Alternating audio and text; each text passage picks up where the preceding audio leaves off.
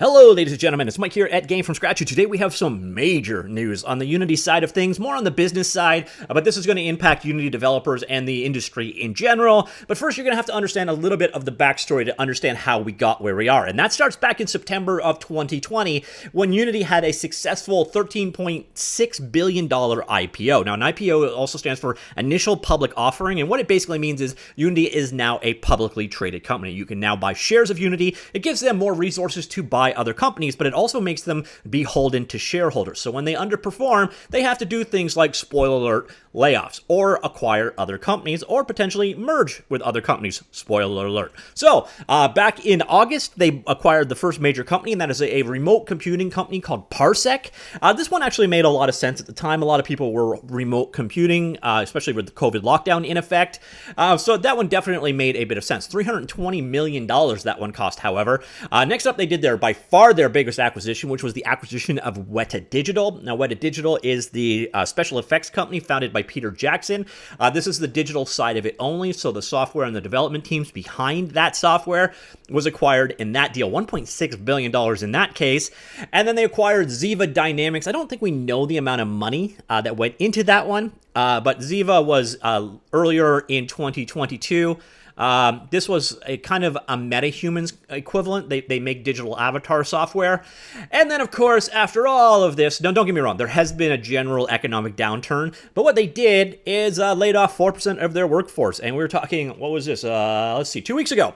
So 2 weeks after laying off 4% of their workforce, they did today's news. And by the way, at least rumor has it that the acquisitions were mostly done in the tech teams. Now, I've heard that the people behind the Gagaya example that was announced this year at GDC were entirely laid off. I've never confirmed that, so I didn't do a story on it, but it seems like the majority of people that were laid off as part of this layoffs were actually developers, which I always disagree with, but then again, I'm a developer.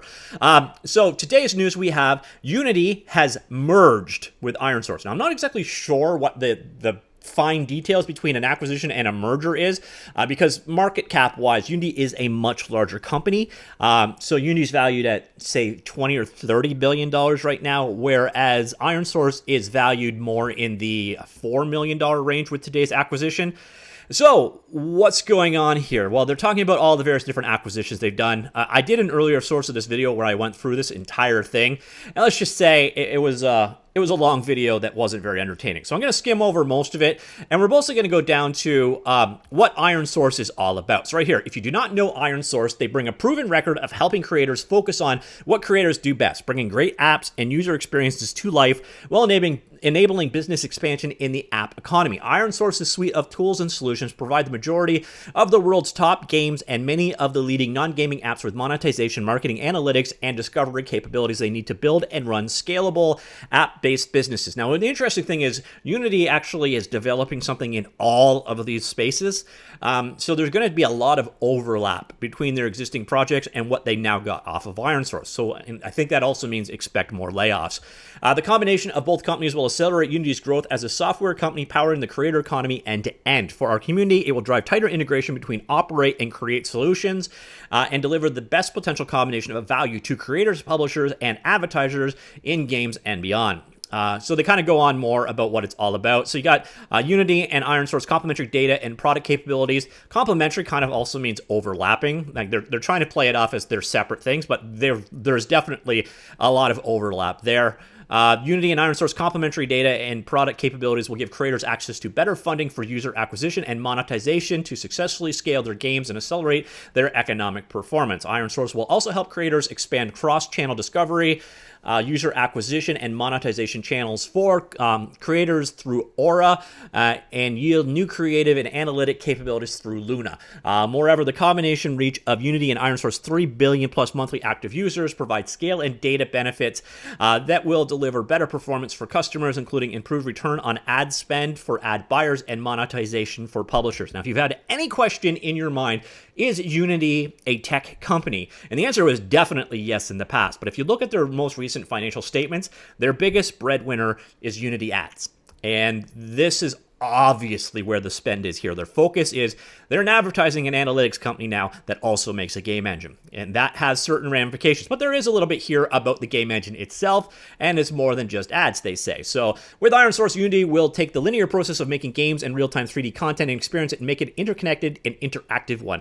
Create the opportunity to innovate and improve at every step of the cycle. Would no longer create first, then monetize. What if creators had an engine for live games that by default enabled them to gain early indicators of success for their games through user acquisition of their prototype and gave them feedback loop to improve the game based on real player interactions as early as possible? Unity and IronSource's combined offering will uniquely position the combined company as the only game creation and growth platform for creators. Tighter integration between Unity's create and operate means a more powerful flywheel and data feedback loop that further supports creators' success and understanding of what's working between gameplay, design, and monetization efforts. With the addition of Supersonic, IronSource's publishing solution, the combined company will also break down the barriers to publishing directly through the engine. Now, again, when you look through all of this stuff, you're going to find every single thing that IronSource makes. If you go through and look at what their tools, all of these various monetization, user growth, creative management, and so on, analytics, publishing, all of these things here you see, they're currently things that Unity is trying to provide through their live services stuff. Things like, again, they have their create division, their operate division, and so on. There is a lot of overlap with IronSource. So I don't know if they're giving up on their own in-house stuff or they're just buying a larger install base. I'm not sure at the end of the day what this is going to do, but when you have that level of overlap between your actual products, again, I would really expect to see more layoffs out of this one. And in terms of what does the market think of this? Well, this is Barron's reporting on it. So here they're wording it as Unity buying IronSource as opposed to merging. But there you say Unity will take over IronSource in an all-stock merger deal. So again, if someone knows the specific details between a merger and an acquisition, what the actual fine-tune difference is there, I guess it's going to be how the shares are actually split out. So at the end of this, Unity shareholders will hold 74% of the combined company, which I guess leaves IronSource shareholders having 26%. So I guess that's just the way it's funded. But if I'm wrong on that one, again, I'm not a business guy. Let me know in the comments down below what the fine-tuned differences are. But the interesting thing about this in this article is you can see what the markets think of it. Now, obviously, they like the idea of IronSource being taken over because IronSource has been in the toilet. So here's IronSource's, let's do their year-to-date. And you can see here, they went from $8 a share down to 2.3. So again, the whole market is down. The market's down something like 15 or 20%. These guys are down like 300%. So their stock was definitely in a not great area, but since they're being bought out at a premium, their stock definitely went up. So now let's go take a look at how things are going at Unity. And here we've got Unity today. They opened up at $35 a share and are currently trading at $32 a share. They have a year-to-date change of 77% down, well below what the market averages are. And if we go like all-time, so let's do all-time, there is Unity's stock. So earlier this year, basically around the end of last year, we were trading at $140 a share. Today we were down to $32 a share. We opened at $34 a share. We were trading at $32.58, a loss of 18%. So the markets, obviously, they like the company that is being acquired because there's a payday there. But the company on the acquiring side of this equation, their stock is not loving this so far. But that is actually pretty typical. So that is the deal. They bought or merged with IronSource.